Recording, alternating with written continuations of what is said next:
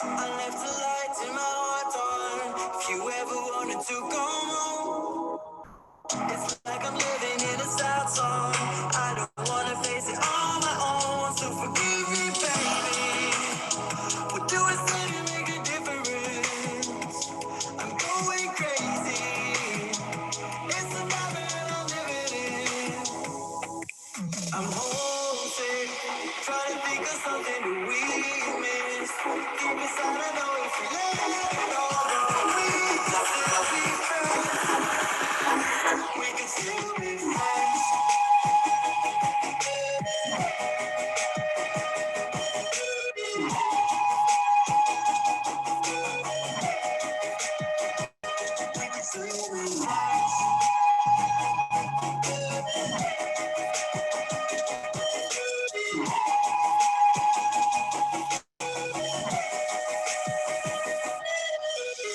Babe, I miss the mornings, the fingers running through your hair.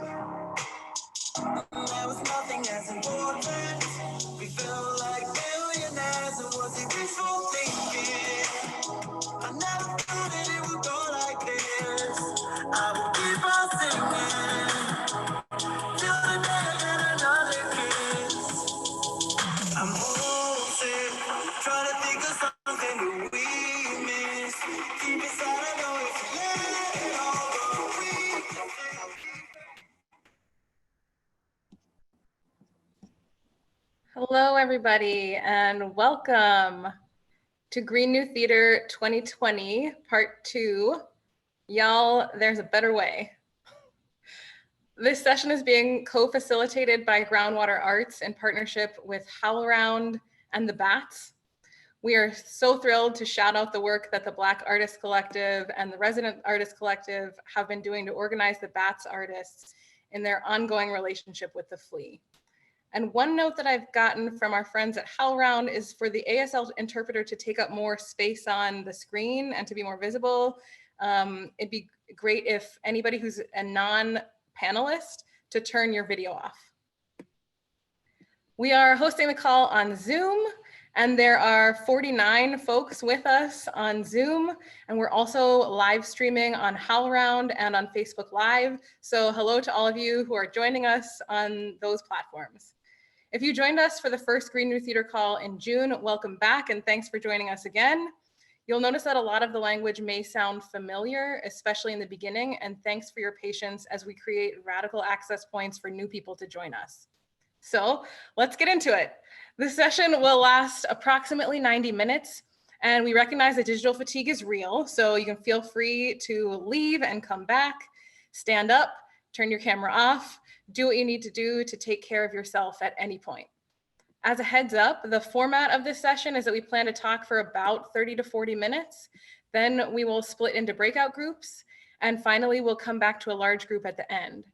If you are in the Zoom call and need ASL support for the breakout groups, please privately message me or any of the groundwater team so that we can make sure that you're supported in those breakouts.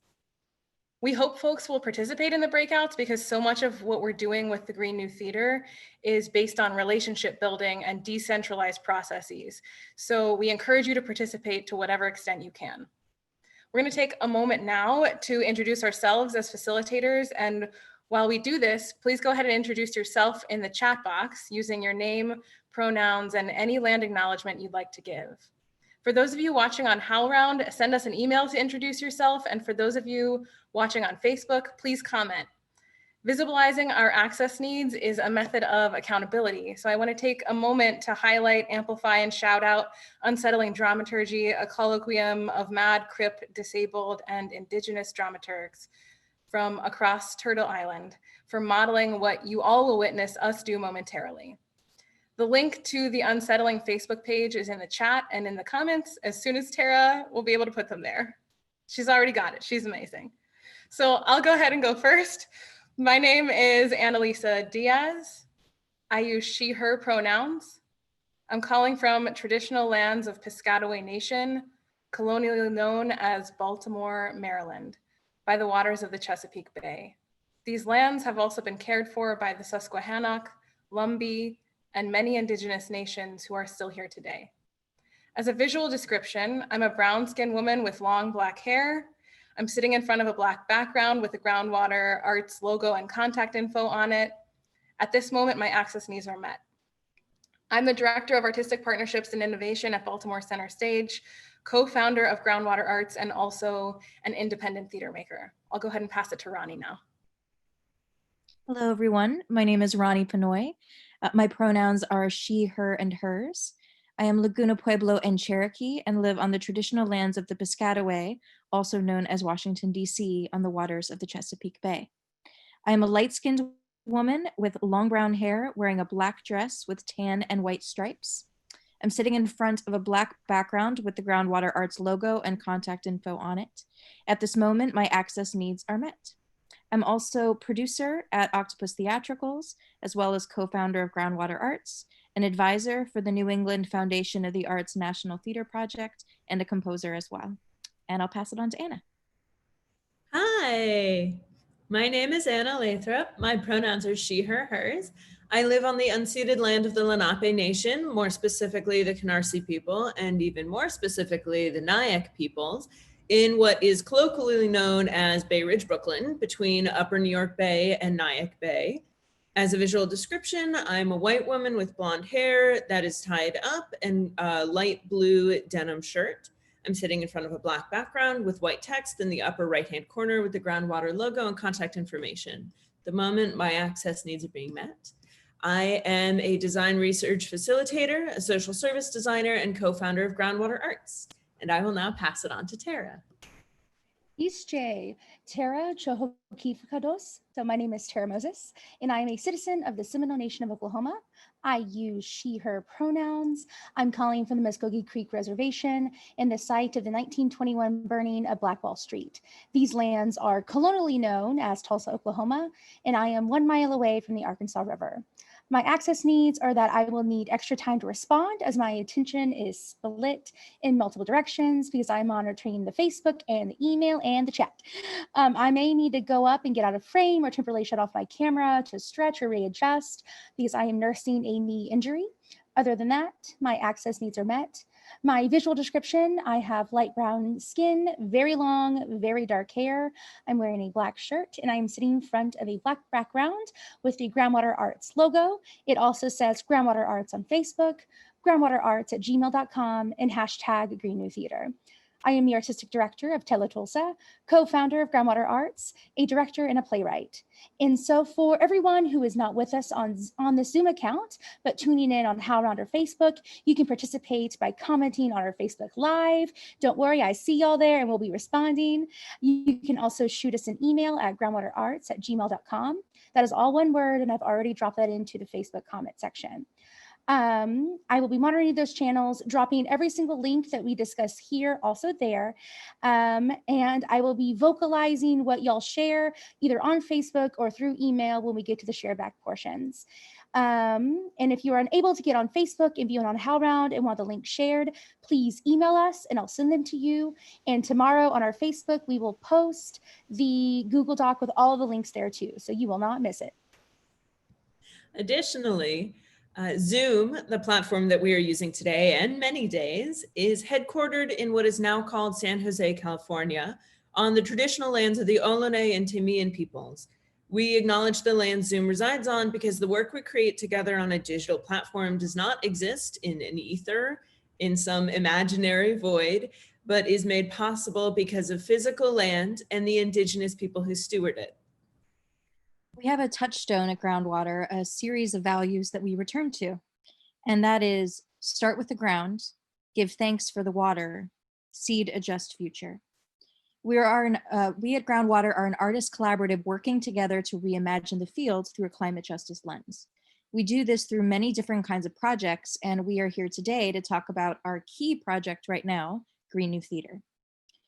Green New Theater is a movement building tool that outlines ideas, strategies, and principles that will help individual artists and arts institutions working in the American theater change how they work in order to adapt in the face of the climate crisis. You can find the full document on our website at groundwaterarts.com.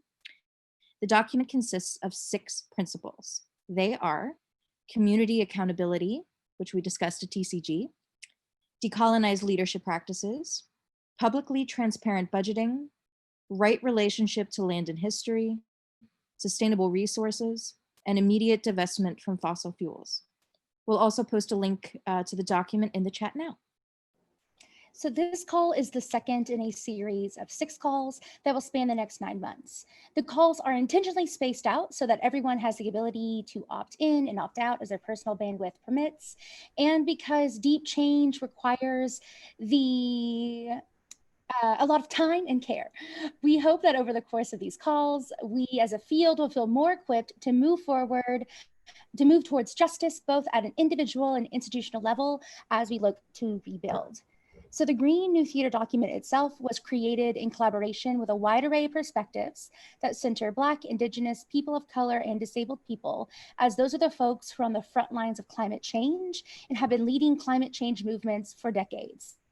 The document itself models community accountability, and you can read all of the names of all the wonderful people who volunteered their time and expertise to this document. So each call will model a different principle of Green New Theater. Our call today is centered on the second principle, decolonized leadership. Yeah. We mentioned earlier that we're partnering with the Bats. And for those who don't know, the Bats are a resident non-equity artist company numbering over 100 artists at the Flea Theater in downtown Manhattan. Historically, the Bats have always been unpaid and have additionally been asked to volunteer their labor as part of the operation of the theater. In the meantime, the Flea Theater has grown from a small downtown theater to an established part of the New York theater scene with a general operating budget of $2.8 million. On June 16th, Bryn Carter, a former Bat, wrote an open letter regarding racist experiences at both the Flea Theater and their direct leadership staff. Since the organizing of the BAC and RAC, the Flea has now committed to paying all their artists, including the Bats, as well as bringing them directly into season planning and making space for them on the board. Their organizing is non-hierarchical, centers BIPOC artists and their experiences, and is an incredible example of the strength of decolonizing leadership. So we're going to be dropping their donation links below, and we hope you check them out. I'm also going to turn the floor over to Marcus Jones so they can share a few words as well. Marcus, take it away. Thank you, Anna. Thank you so much. Yeah, hi, you guys. Thank you, Groundwater, for having us here today and letting us, talk about this decolonizing this insidious white supremacist institution is very important. So I just want to say thank you to y'all. Furthermore, I want to also highlight that our resident artist council at the Flea, which doesn't only comprise of BATS, but also our resident directors and writers have created subcommittees to tackle specific issues that have contributed to the unethical manner in which the Flea was run. So we all have gotten together and we have made different subcommittees, committees that specialize in healing and restorative justice, racial justice, economic justice, and anti-harassment. And those committees are dedicated to building new systems at the Flea that will make it a more inclusive and equitable environment. And we know, like everyone knows, that to accept an oppressive system is hard, but to stand up to one is even harder. So I want to personally thank Bren for her bravery, and I want to thank all of my resident artists as well. That goes for the BATS, the directors, and the writers. Thank you so much. And then thank you guys so much for having us today. And I'm gonna turn it back over to you.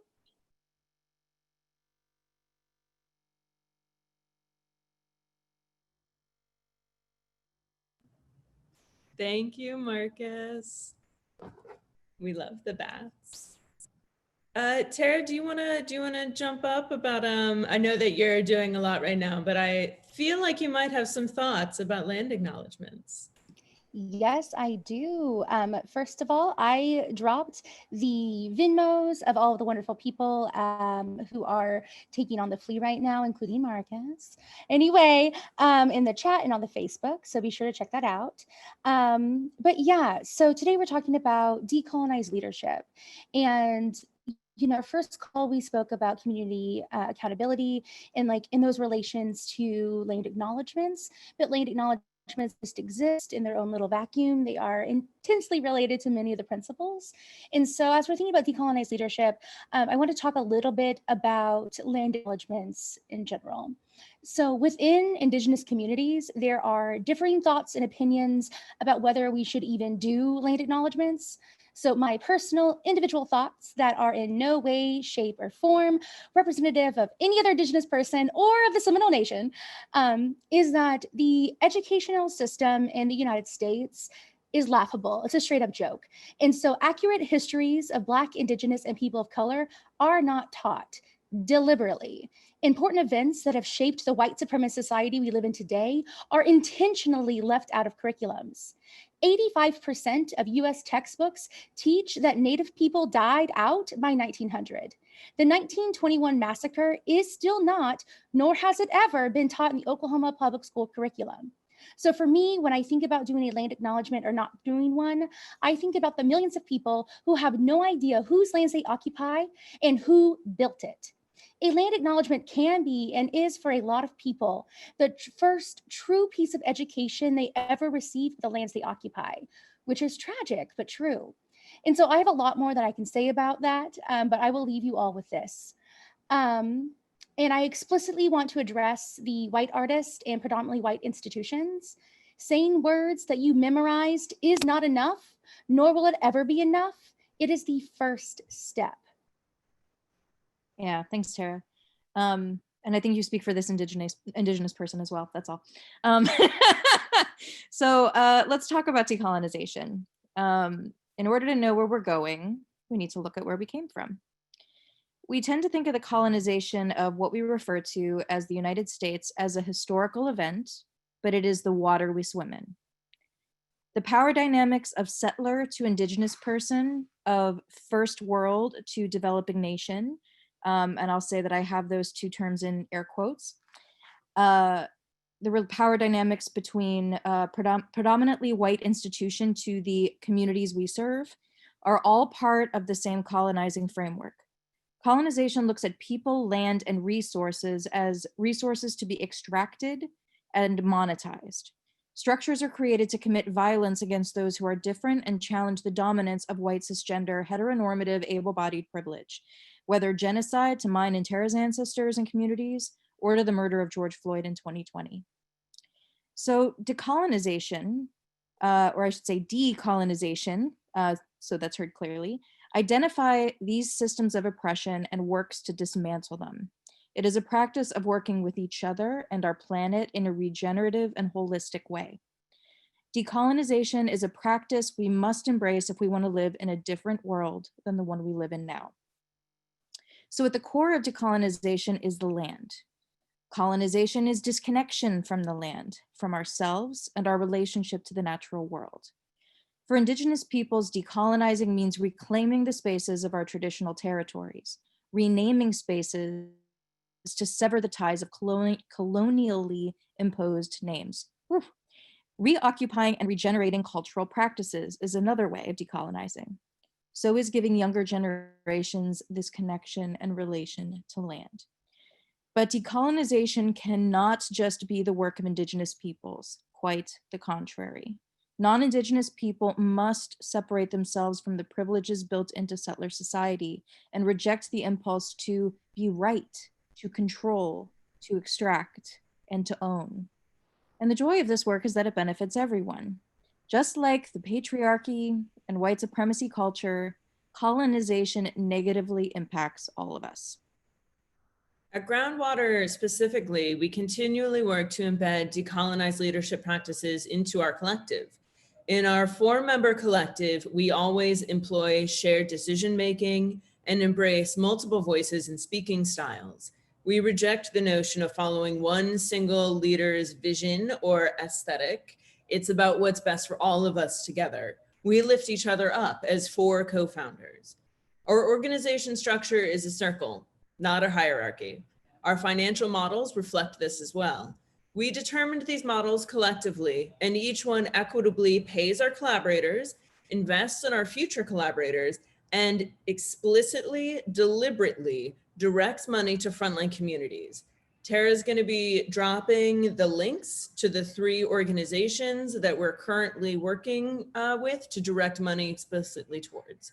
And she's already done it because she's amazing. Fully half of our organization is Indigenous, and that is a core lens for how we view our work. As an example, earlier this year, we were invited to go to Bard College to lead a seminar for their citizen sciences program. Before we arrived, we connected with Black and Native staff and faculty members and listened to their guidance as to how we, as outsiders, could support and amplify their efforts to move Bard towards justice. In this case, adopting a land acknowledgement faculty had crafted under the leadership of the Mashinakak, Mohegan, Munsee, Lenape people, and encouraging their supervisors to adopt it. Centering the Black and Indigenous peoples of the communities we work within is one of the many and ever-growing ways we stay accountable and respect the leadership of people who've been moving towards decolonization long before an institution called us. I'm gonna share my screen. Wait, no, I'm not. Wait, yes, I am. Okay, I'm gonna share my screen.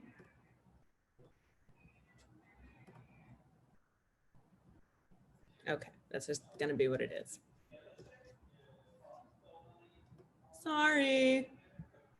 Okay, so some of the other ways that decolonized leadership manifests with us are we hold spaces for everyone to bring their full self to Groundwater, which means sharing personal struggles, successes, and joyful moments with the group. We value decentralized organizing and align with movements. In other words, we work together, not in isolation. For any project we take on, we have at least 2 members participate to remind ourselves to avoid individualism. We always work relationally. This Green New Theater 2020 call series is stretched out across time intentionally, building in space for rest and care.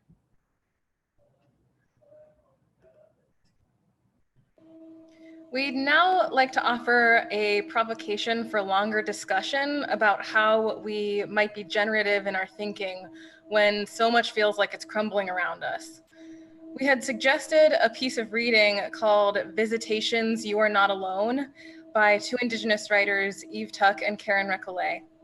We're putting a link to the article in the chat. Don't panic if you didn't have time to look at it yet, we got you.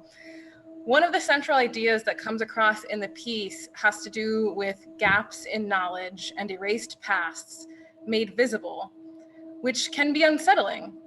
So much of what we're experiencing right now between the pandemic and global uprisings feels like many structures of ongoing colonization are newly coming into focus. As Ronnie said earlier, we're starting to better understand the water we swim in. I want to highlight one particular quote from this piece for us. As a visual description of the slide, there's a gray forest of trees with white moving fog, making some of the forest more and less visible as the fog moves. Over top of the moving image is the following text. My stories are not a rejoinder, not a correction on the way you have been thinking all along. My stories are evidence that your thinking has gaps, and worse, acts like it doesn't. Visitations, You Are Not Alone, Eve Tuck and Karen Recollet. For those of y'all who didn't have a moment to read the entire piece, please do go check it out. It's non-linear, containing fragments and references to stories and objects that are not easily recognizable. And for those of us who are settler descendants, and those of us trained in storytelling and playwriting traditions that rely on linear plot and character development as a way of making meanings of events, reading this piece can feel unsettling. And toward the end of it, then Eve and Karen meet you where you are.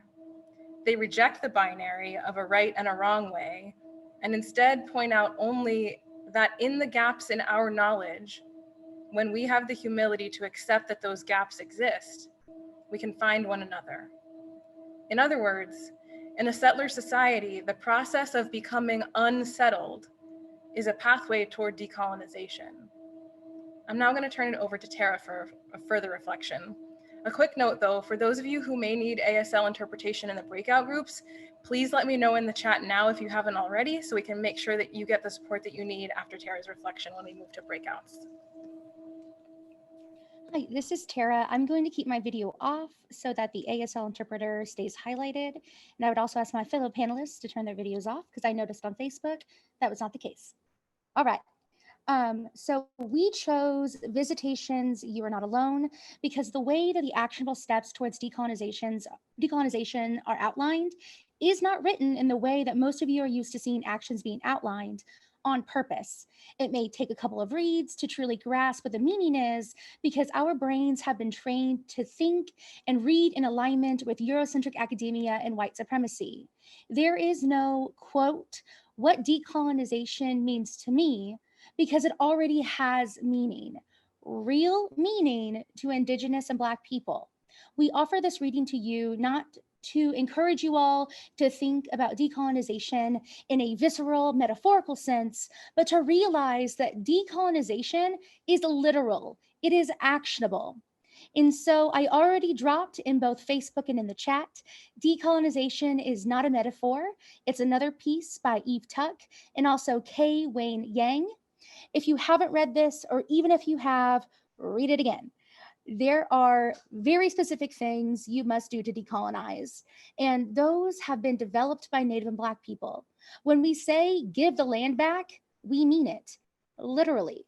When we say give reparations to Black people, we mean it, literally. When we say stop centering whiteness, we mean stop the way you know how to create theater, because theater as we currently know it is a colonized art form. The quote theater is completely rooted in the European way of telling stories and creating processes to tell those stories. So buckle up, friends, because this may be news to some of y'all. Storytelling in theater is not confined to the Eurocentric way we know it. Indigenous people across the world have been telling stories for thousands of years, and the ways they have been telling stories are vastly different than how the quote theater does. It does not mean that those stories are less refined, or less cultured, which is very funny to say or think, or quote, not theater, because they are. So I challenge you to challenge your own thinking as to why Shakespeare is a pillar of artistic excellence, but Harsha Vardhana isn't. In order to decolonize your leadership, it will entail throwing out everything you know about what it means to be a leader. Because what it means to lead an institution, an organization, or a rehearsal room has been defined by white people and white people only. Our first Green New Theater call was during the TCG conference, and what Jamil Jude said in the opening plenary is still sitting with me. He spoke about his career and trajectory and how he pushed back against white supremacy in leadership. And then he realized he was upholding the pillars of white supremacy when he became the artistic leader of a theater. Being an artistic leader, as the theater currently knows it, is built upon upholding white supremacy. I dropped that link into the chat and on the Facebook because if you haven't seen or listened to it, you need to. There are ASL interpreters and live captioning on the video. You can also watch the whole thing because Momo Holt and Nicole Salter are brilliant. So right now, if you feel unsettled, good. Sit with it, carry it with you as we move into our breakout groups. Anna? All right. Speak on it, Tara. So we are going to move to breakout groups. We encourage you to please stay and participate. As part of being accountable with our community and modeling decentralization and interdependence, we're trusting you all to be accountable to one another in breakout groups. If you have facilitation skills, feel free to step up. We ask you to be generous with one another. Now, when we get to the groups, we are borrowing from an Emergent Strategy Ideation Institute folks. When you get to your breakout group, first pick someone to take on one of three roles: the scribe, the timekeeper, and the voice. The scribe should take some quick notes on your conversation. The scribe should take some quick notes on your conversation. The timekeeper should help your group be aware of how much time is left. And the voice is someone who will report out very briefly when we all come back. For those of you participating on HowlRound or on Facebook Live, Tara will be checking email and our Facebook feed for any sharebacks from you. She will be your voice when we come back together. For the breakout rooms, your discussion prompt, reflect on the quote, "My stories are not a rejoinder, not a correction on the way you have been thinking all along. My stories are evidence that your thinking is gaps, and worse, acts like it doesn't. How does this manifest in my own practice? Where does my thinking have gaps? Where do I act like I don't have gaps? Where does my institution or leadership have gaps? Where does it act like it doesn't?" You will have about 20 minutes for this breakout. We will broadcast the quote and we will broadcast the roles. This is Annalisa. I'm gonna attempt to send everybody to breakout groups, but just a moment of tech transparency. I've never actually held down this facilitation role, so I'm gonna press this button and hope that some magic happens. And if it doesn't, I'm asking for some patience and grace as I try to figure out how to get us where we need to go. Sounds like we could use some musical interlude.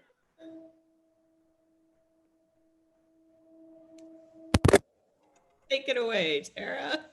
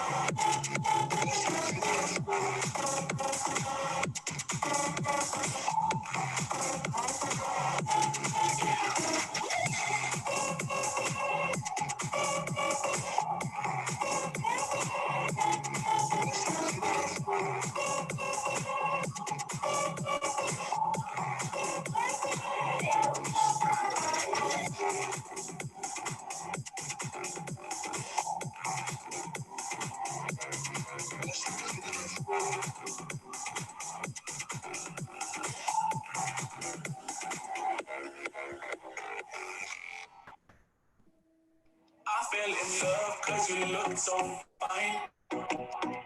So darling, please don't mind. I fell in love maybe once or twice. But you look so fine. You are the sunshine in my life. Baby, come over to my place tonight. You are the sunshine in my life. Baby, come over to my place tonight. Tonight, tonight, tonight, tonight, tonight, tonight, tonight, tonight,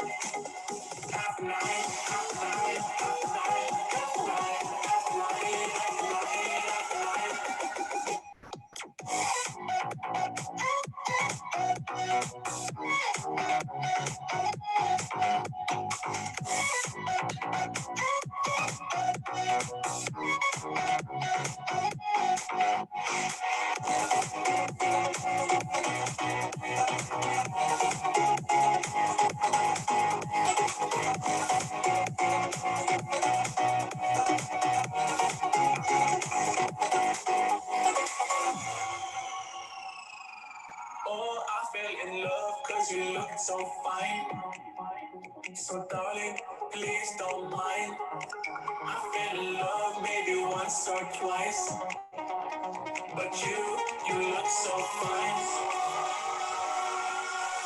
You are the sunshine in my life. Baby, come over to my place tonight.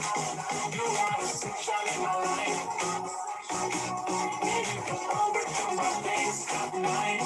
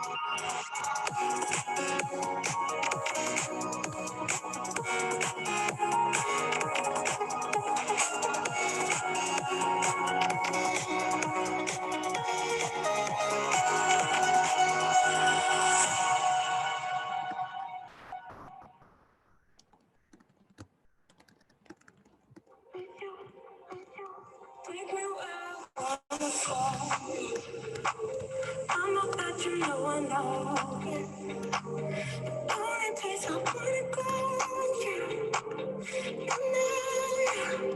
You know, with you, make me where I wanna go, yeah. I'm not that you know I know it. There's no place that I'll ever go, yeah.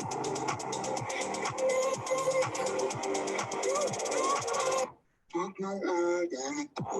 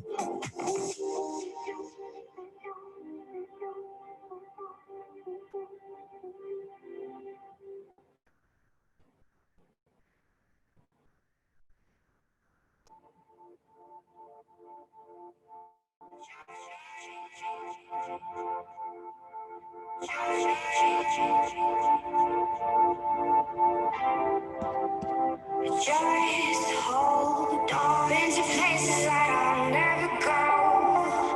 Seen some faces that I'll never know. I keep dancing, but it's just a show.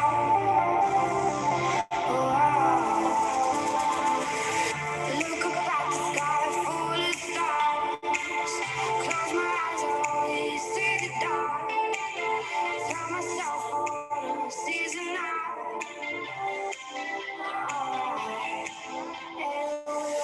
These bones together, it must still feel like I'm alone. Just hold on,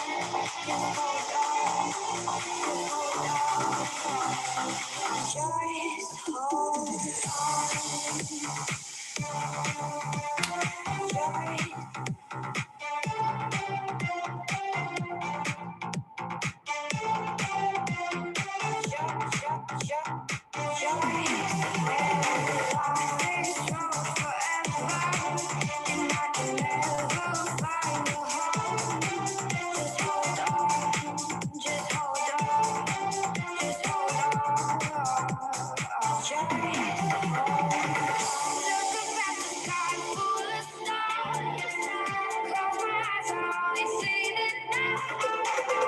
Tell myself I wanna season now.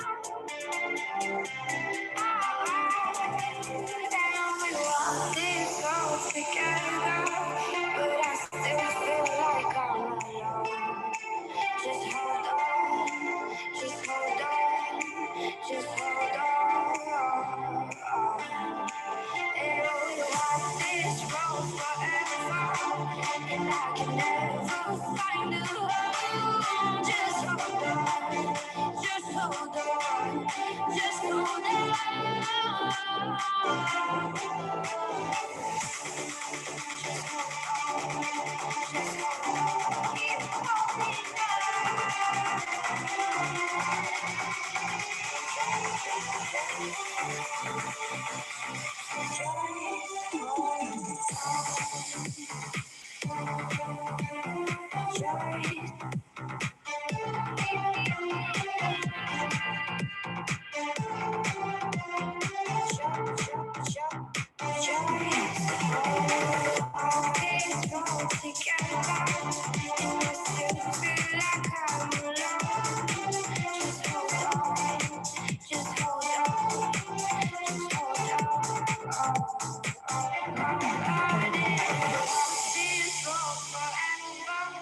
But I can never find a home. Just hold on, just hold on, just hold on.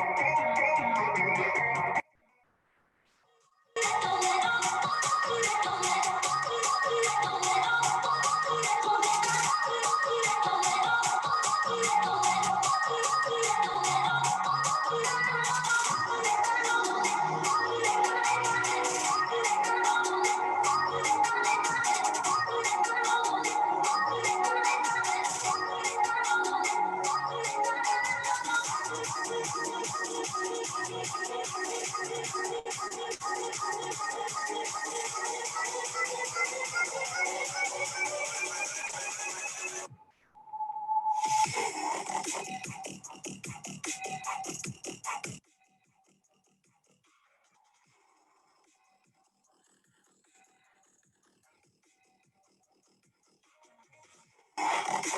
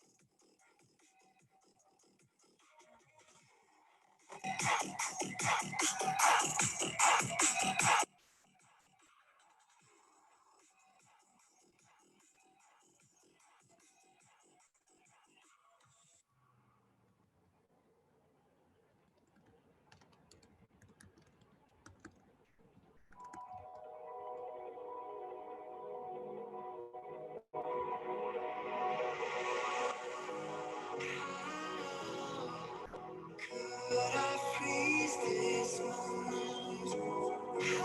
I need this forever now. I know it's just about, never had a doubt. You'll always be mine. There ain't no one better, just want you forever. Won't ever let you down. Tonight's all about us. All the things we've done. And the years to come, to people we'll become. I swear I'd do anything that it would take just to be by your side. Be by your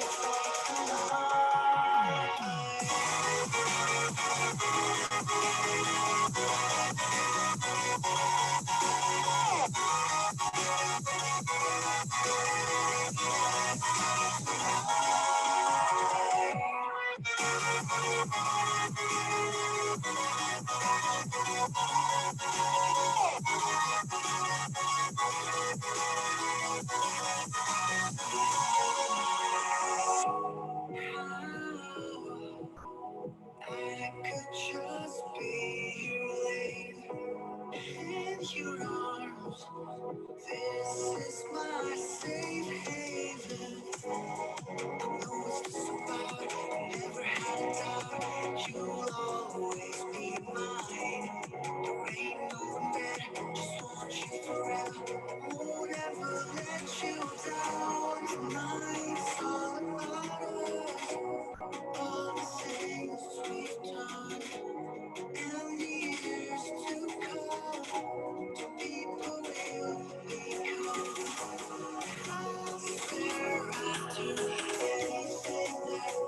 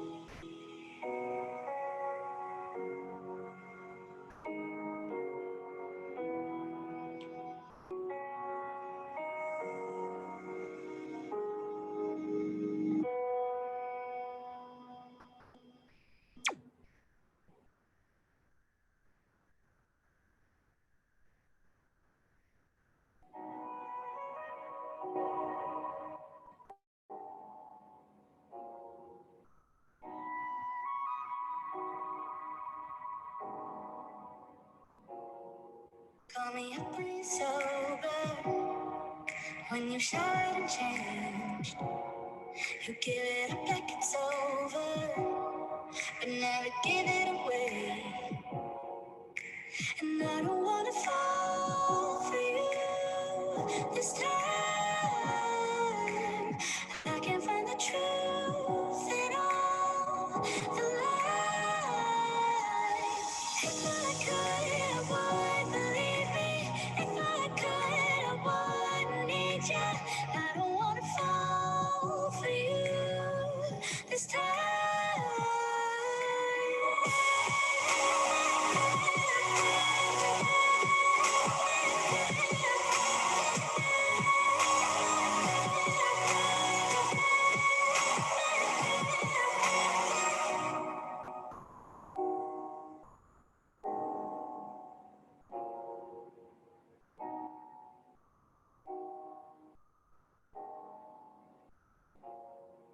Call me up when you're sober, when you shout and change.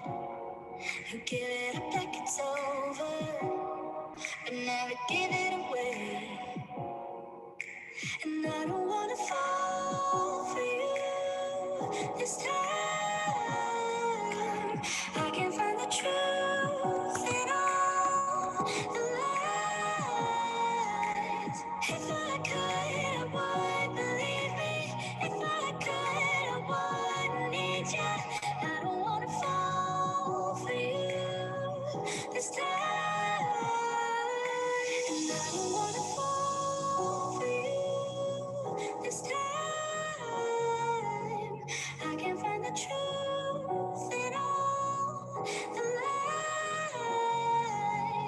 If I could, I would believe me. If I could, I would need you.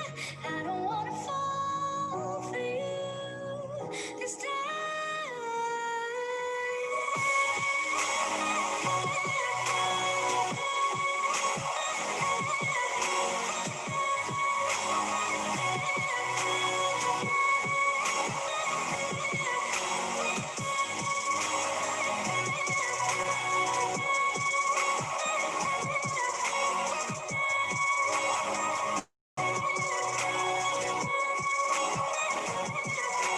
I don't wanna fall for you this time. I can't find the truth in all the lies. If I could, I would believe me. If I could, I would need you. I don't wanna fall for you this time.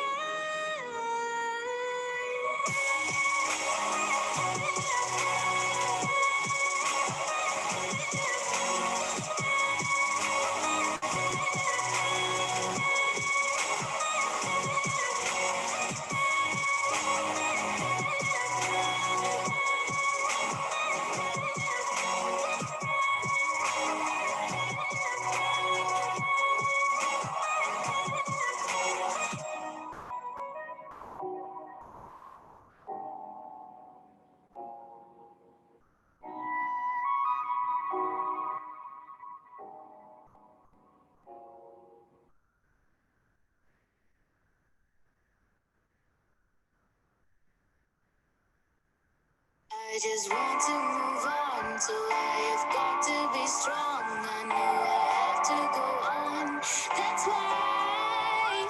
And now I know what to do, although I know it hurts you, but I just can't follow through. I've got to let go of you, I've got to let go. I've got to let go of you, I got to let go.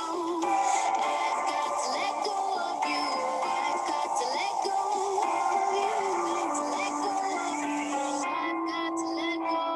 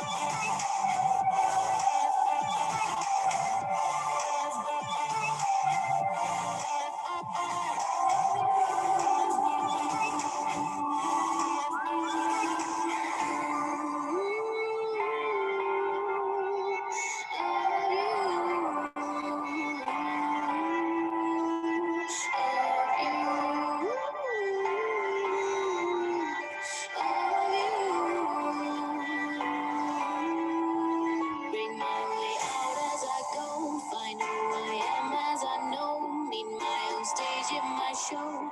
That's why I've got to be who I am. I'm gonna be myself again. So this is the end. I've got to let go of you. I've got to let go.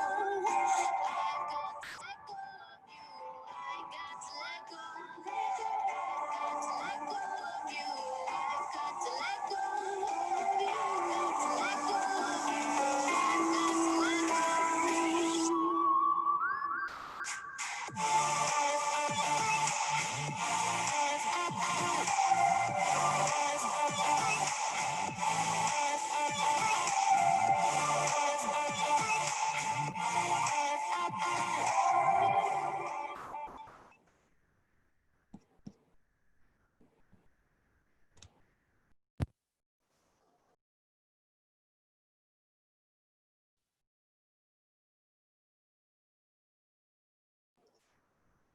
Hi, everyone. Welcome back. Feel free to keep your cameras on for this section if you so choose. Hooray, everyone's coming back into the room. Hello, friends. So we have time to hear about all of the juicy conversations y'all were having. And so if each voice could raise their hand, there's a function for that. Like if you click on the chat, you can raise your hand. And Tara, so sorry to interrupt, but I'm seeing Yeah. that folks are still streaming in, so I'm wondering if we might want to hold on the instructions. okay, no problem. I think we're all back now. So take it away, Tara. All right. Hello again.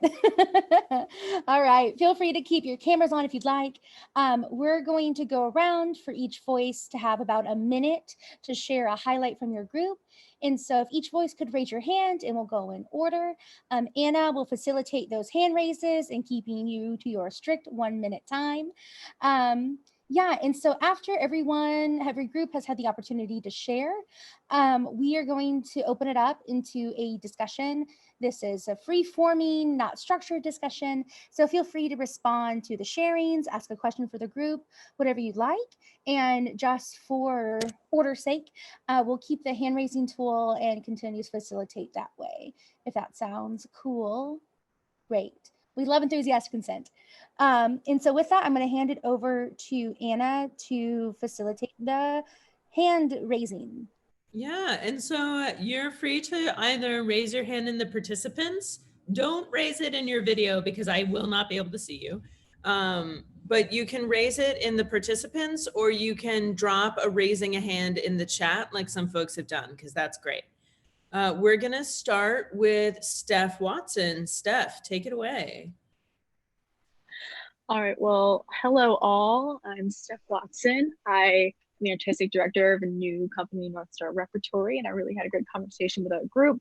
So I use she, her pronouns. So our big discussions were around the word rejoinder as this kind of sharp response. So this is like a really powerful thought of decentering this kind of Western experience as the norm, and how this kind of relates to our visions of like this system, like how do we solve a system that's doing what it's designed to do by marginalizing these stories that are not more Western centric. And so under what does my thinking have gaps in? It's a lot of us have foundations in these colonial systems. And so it's unlearning a lot of these practices that we were taught in school or wherever we've learned them. They're just so central. It's learning to unlearn, getting more comfortable with having these conversations. And really, I think the central thing that we decided on was just kind of acknowledging your own gaps is really the best place to start. So we had a couple good conversations on that. And that was about it from us. Amazing. Thank you. Next Absolutely. is going to be Kate Powers. Kate, take it away. You got 1 minute. Hi, I'm Kate Powers, she, her. We talked about the tension between wanting to make changes quickly versus including everyone in the conversation, which just takes more time.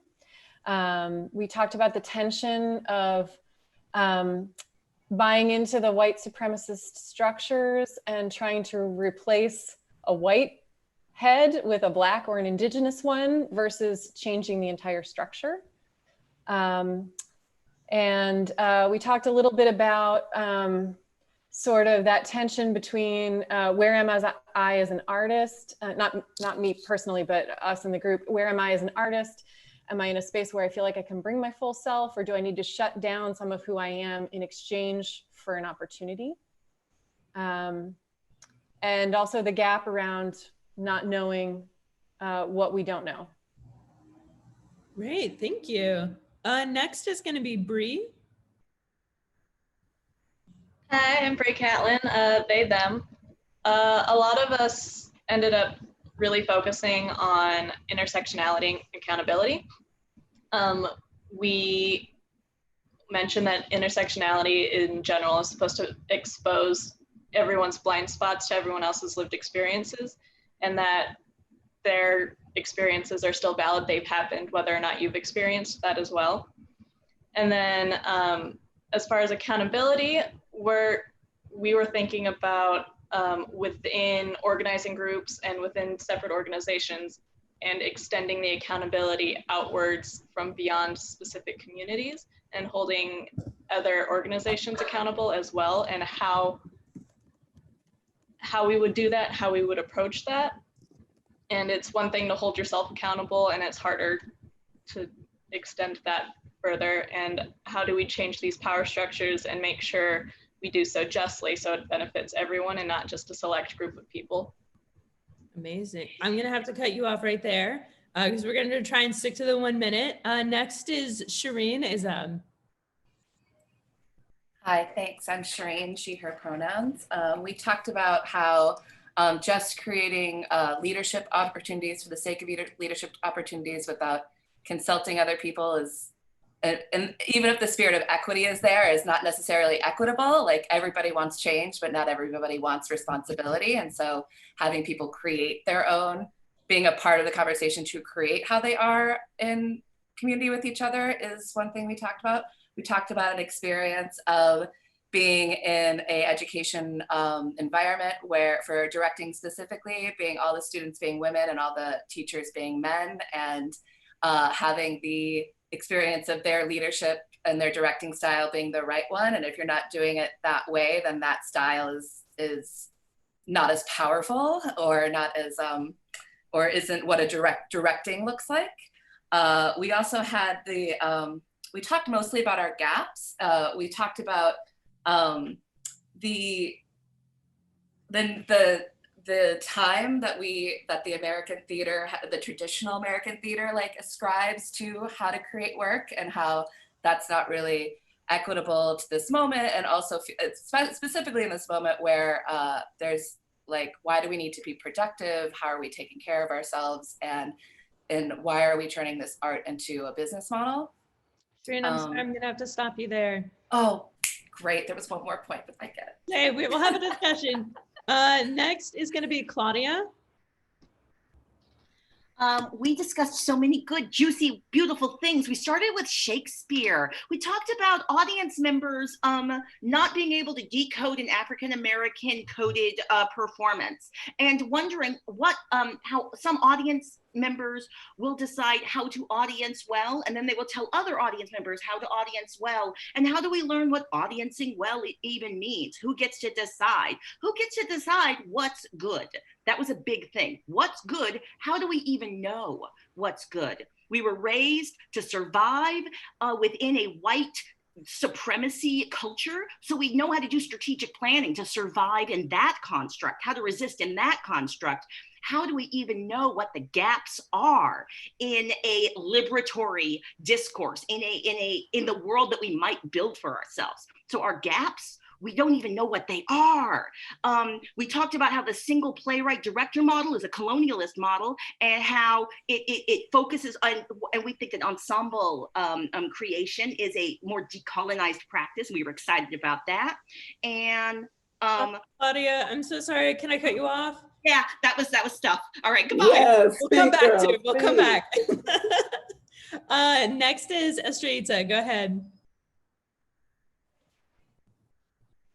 Hi, everyone. Estrellita, star E, are my personal pronouns, and we had a really wonderful conversation as well. We talked about how important it is to teach the youth as a part of decolonization, how America really tries to be the ragtag team, but it's actually more of the empire that we're all fighting against.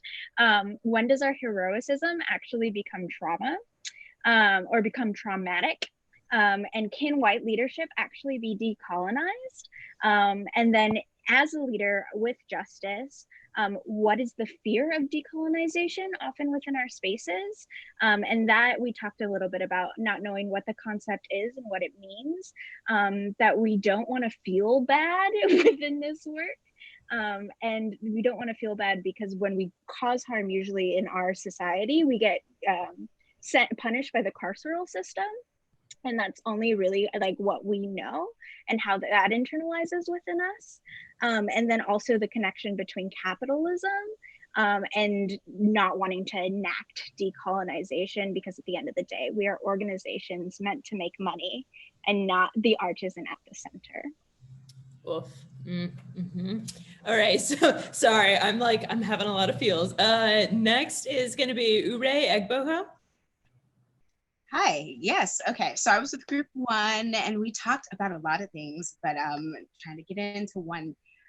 We talked really about how we were just upholding, like, this white supremacy blanket over theater and trying to make it, and how the theater also brings in this kind of cultural of struggling, kind of, that we were just like, this is the way it is, this is how we do, we just don't get paid, things like that, things that we just accepted. And it was things that it was just like we were trying to make better, when in fact we could just make it good. We're making it. We're the ones making it. So why not make it in a way that is better for everyone? We talked about a lot how the views are like linear or a line and straight, how it has to be one thing, when in reality it isn't. And that's really just a very Western way of just being like, it has to be one way, when the idea is it can be a circle rather than some people, some wonderful things like that was a great breakout. And I was trying to remember this one quote, but I know time is of the essence. But just how we can just make it better and more inclusive for everyone. Our gaps being what we don't know, what our idea is of making it. There we go. Idea of making it and like how there is this time that we impress on ourselves, this race that we impress on ourselves, when really it's all in our minds. And this same mind that we use to be creative, we can create better, we can do better in and out of our lives, on our stages, in our forms of expressing ourselves. Thank you, Ure. I'm going to cut you off because we got 2 more people.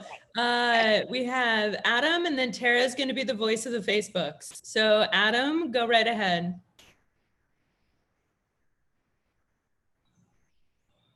Adam? Yes, so I was in group 7, shout out. Yes, oh no.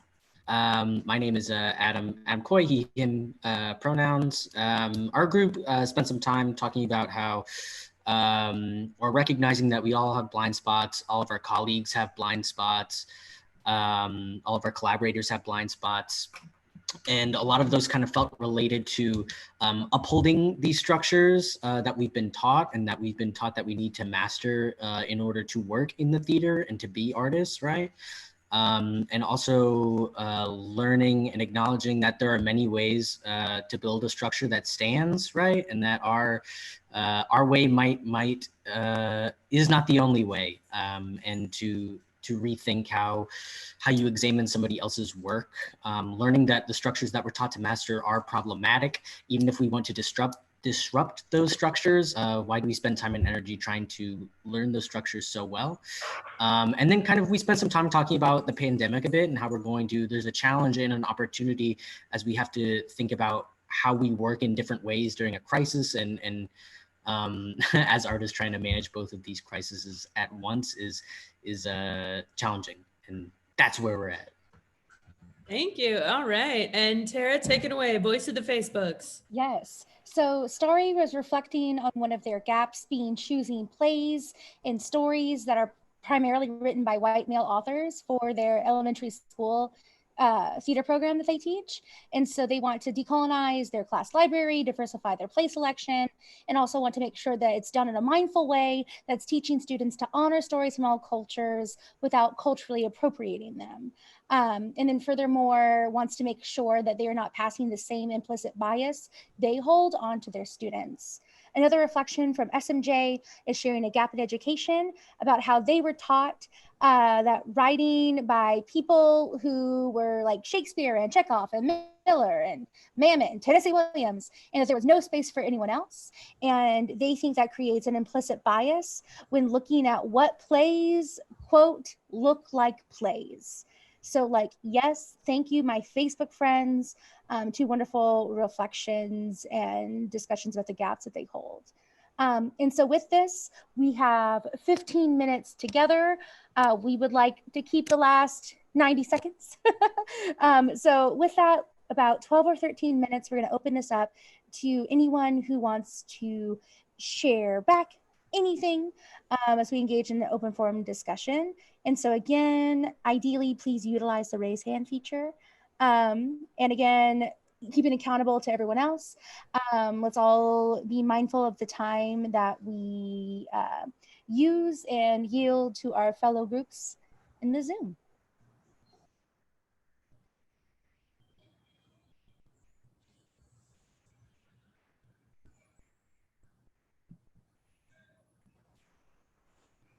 I know it's always shy about who goes first. And so with that, I may want to volunteer. Oh, someone, never mind. And Lisa asks, Claudia, what's that last point if you wanted to share it?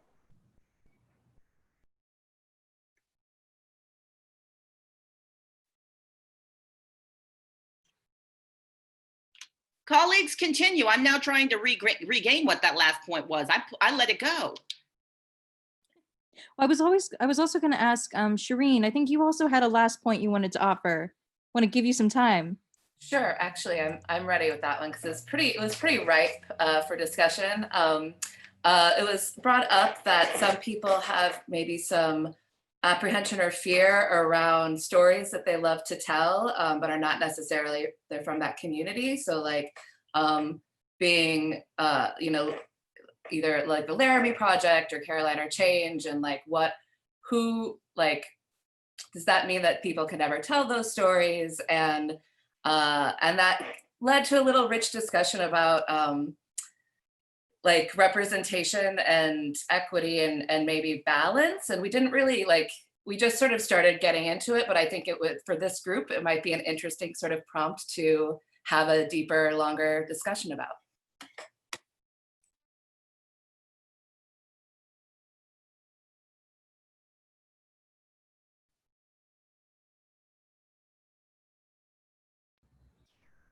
Thoughts?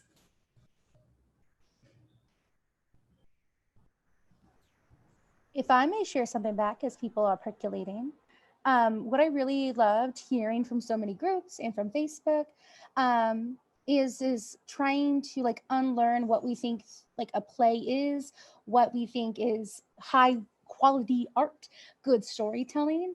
I really do love and appreciate that. And with that, I'm going to throw it over to Claudia because they are ready. So as we were talking about at the end of our conversation, we were talking about the single playwright, single director model, where that came from and how to resist it, and some of the things that it puts into place and how it exists within a matrix of things that determine what is good, who is talented, and who should not only be resourced, but should continue to be resourced over time because of their past experience. So there was conversations about the single director, choosing the single playwright, or the single playwright choosing, and then agencies that will pair these folks together, and that being part of this system that needs to be dismantled for us all to be able to thrive.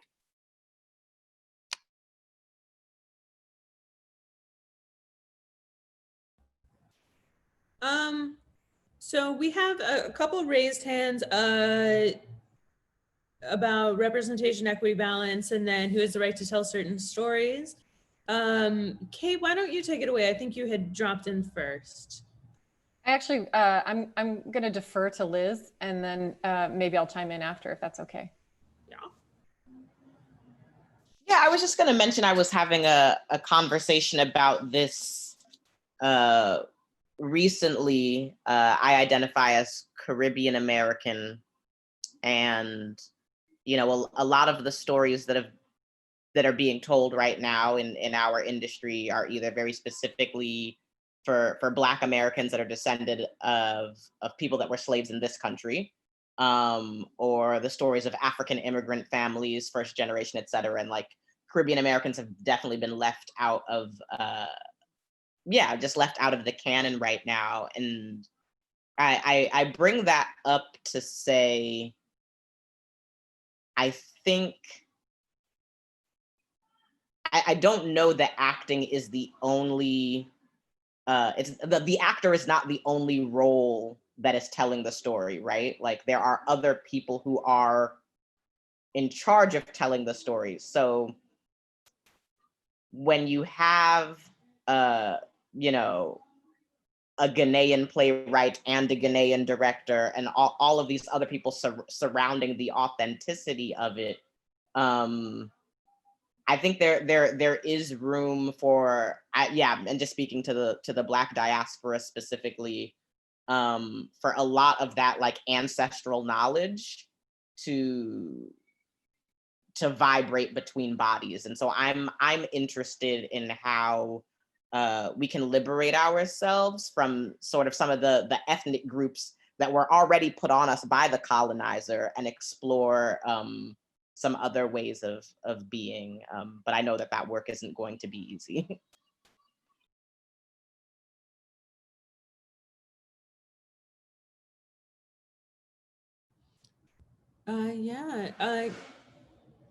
Eileen, you also had your hand up, or Kate? My point was about something that came a different strain. So Kate, if you wanted to add on to this. Sure, thank you. Yeah, first of all, I want to reinforce, my mind is kind of blowing a little bit, Claudia, and Claudia's group with this idea around the one director, one playwright model, and opening that up. That's, I'm going to ruminate on that. But I think this question around representation and equity and balance, Liz makes a really good point, I think, about how you can create space for different voices. And I feel like, you know, if a white person is in a leadership role on a story that is fundamentally not their story, then it's about making sure that the rest of the team has lived experience which resonates with the story, and also just coming with deep, deep humility and a willingness to learn and a willingness to step back and decenter the power in the room.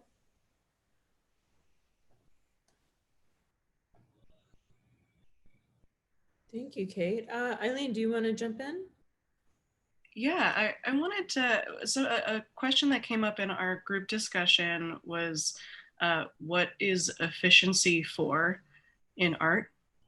And so I feel like so many processes that are ultimately really damaging are done in the name of efficiency. And I just kind of want to bring into question, like, what is that for? What are we trying to accomplish by being efficient? And it's definitely sort of in that place where, for me, the theater industry and theater as like a cultural practice start pulling away from each other. And in the theater industry, efficiency feels so prevalent, and gets in the way of a lot of creative thinking around how we make the work. Letitia, do you want to go ahead? Oh, sure, but I thought there would have been a response, but no problem. Yeah, I just want to say something about being okay with not knowing, because I feel like that's a I feel like when it comes to just the way that we're taught, as far as, white supremacy structure from our schools to the theater practices, we're kind of expected that if it was important, we would know. Or if it was important, we'd be taught. Like this expectation that what we know would always be a thing. So the idea that you don't know, or that there are kind of gaps in our knowledge, I think is where some people feel this affront, because it's like, oh no, I was taught everything that was important. What are you saying? I have this lack, or this missing part of the story. And I think it's really important for us to, all of us, as I think a decolonization process that everyone needs to work on, is being okay with not knowing that there are complete cultures and complete cultural practices and ways of being that we don't know. And it's okay for you not to know, and it's okay for you to be curious, and it's okay for you to learn. Because not knowing or having a lack of knowledge, I think is not a sin or something. I think that not knowing and growing is a large part of the theatrical process, and being, openly and constantly curious, in a place that honors everyone. But, it's okay that you don't know. And I think learning to be okay with that is a great place to grow from.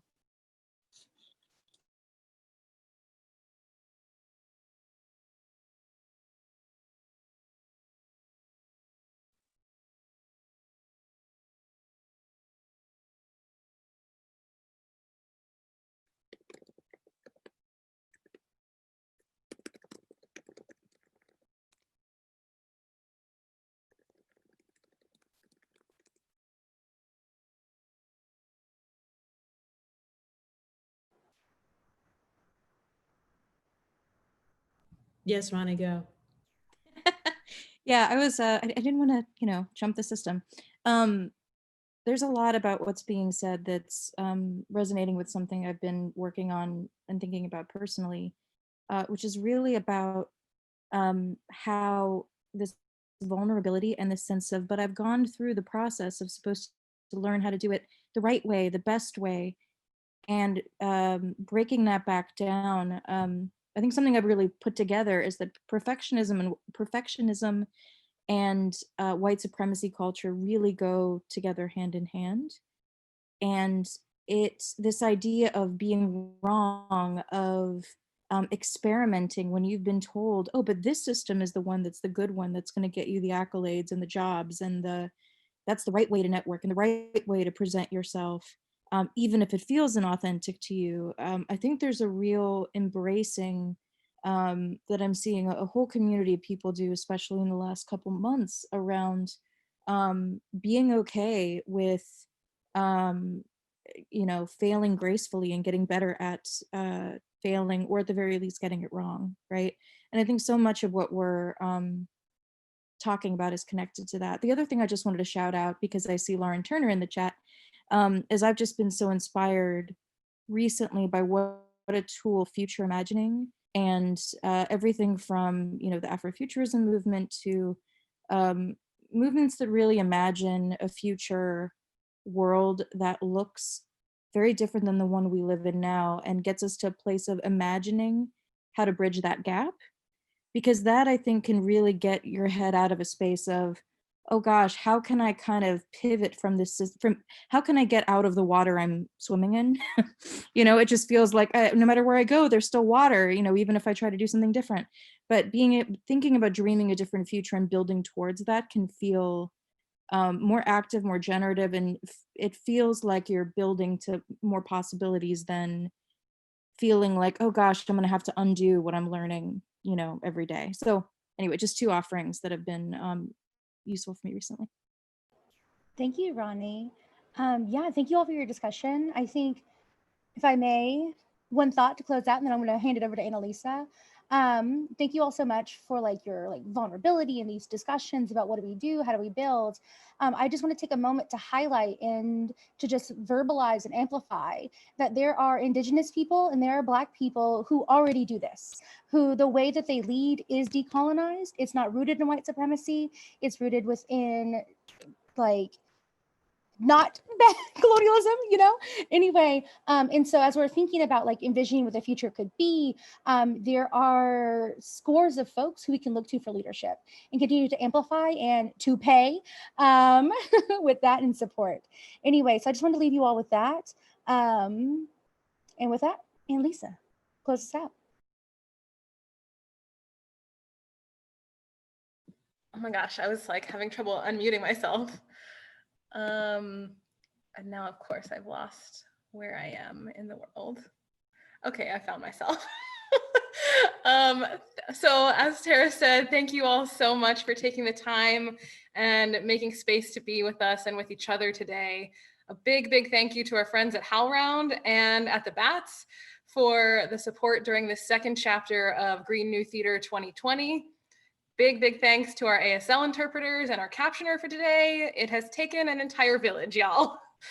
So we already mentioned that this is the second chapter of the series of the Green New Theater calls, and we'd really appreciate feedback from y'all. Our goal with these calls is to create low stress, generative space for relationship building and connection across the field about what a Green New Theater could look like. So if you have a moment to email us at groundwaterarts@gmail.com with any feedback on the format of this session, what worked for you, what didn't, what you think we could do better, or what you'd love to experience in a future Green New Theater call, we would really, really appreciate it. You can also, if you're like, I'm not gonna email y'all, I'm gonna be real, and you just wanna send us a little private message in the chat, you can do that on the Zoom as well. The third chapter of Green New Theater 2020 will take place on Thursday, August 13th.